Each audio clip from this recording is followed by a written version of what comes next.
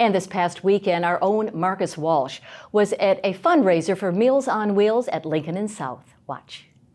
It's a beautiful night here in the Lowcountry, and I am here at Lincoln and South on Hilton Head Island for the benefit for Meals on Wheels. 10% of all beer sales and, of course, the jar for donations will go to Meals on Wheels, courtesy of the fine folks here at Lincoln and South. I'm going to be walking around talking to some fine folks. There will be a couple of folks that you know from WHHI years past, and we're going to talk about how the importance of the event here tonight from Lincoln and South will go to Meals on Wheels and what it means for our community and for those that need it the most.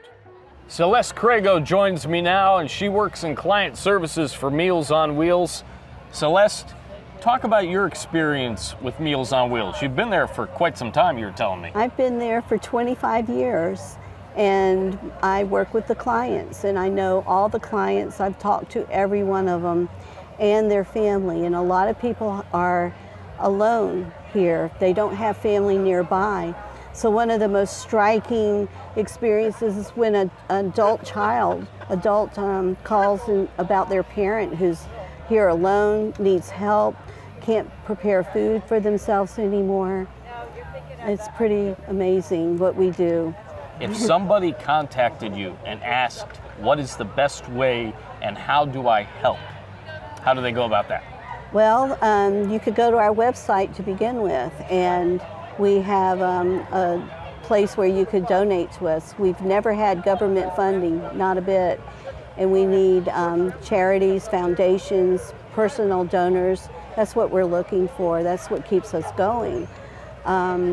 We also need volunteers. We have volunteers who deliver meals. We have over 300 volunteers right now, and we have volunteers that come help us pack the meals up. We don't prepare the meals in our office.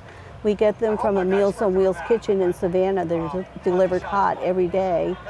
And but we have volunteers that help prepare the extra things to get, like a drink, a fruit, a dessert, something like that, roll, something. Linda Harrell of the Board of Directors for Meals on Wheels joins us now on the WHHI-TV Daily News.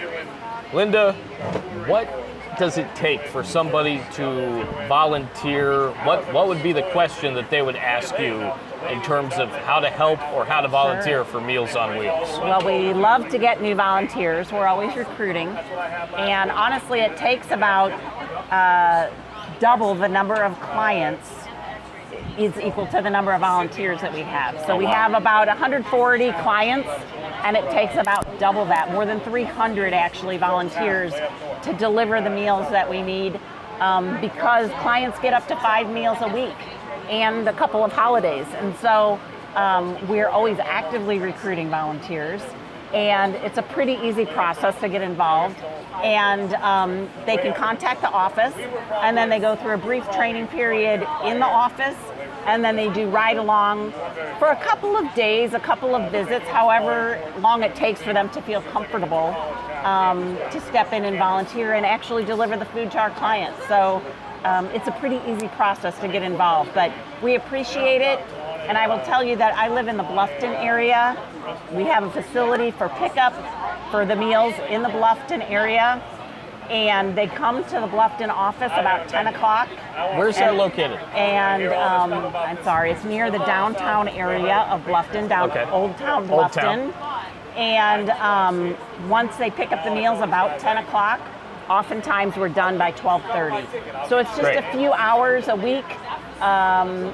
And you can either volunteer by a particular day, by a particular route, or you can be a flexible volunteer and just say, here's the days that work for me, put me on whatever route you want, and I'm happy to help.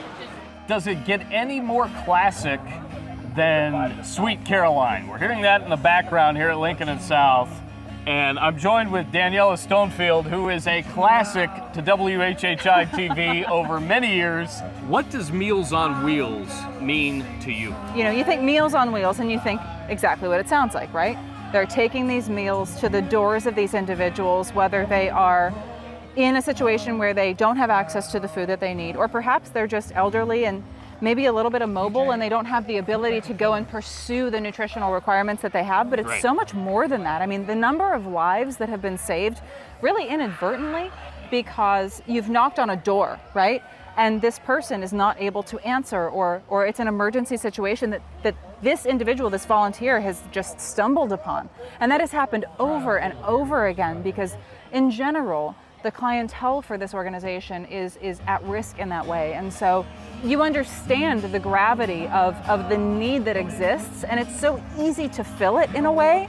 It's such a natural thing to do, and we're so grateful to have this organization. We have so many dedicated volunteers, and frankly, for me, I'm really just a community member. But the reality is, I get to be part of this in some little way, and it's a gift. The reality is this is such a philanthropic community, as we know, right? We've been here a long time. Oh yeah. And it's such a beautiful thing to be involved with so many humans who want to give to each other and who want to support each other and provide for each other.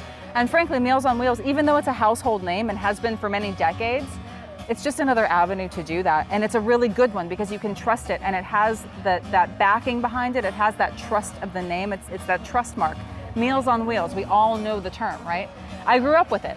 And so to be able to engage in that in real time, it's a wonderful thing.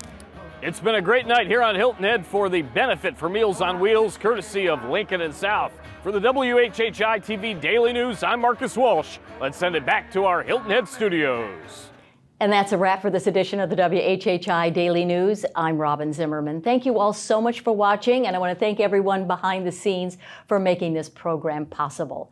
Stay safe and healthy, and we'll see you next time. Bye-bye.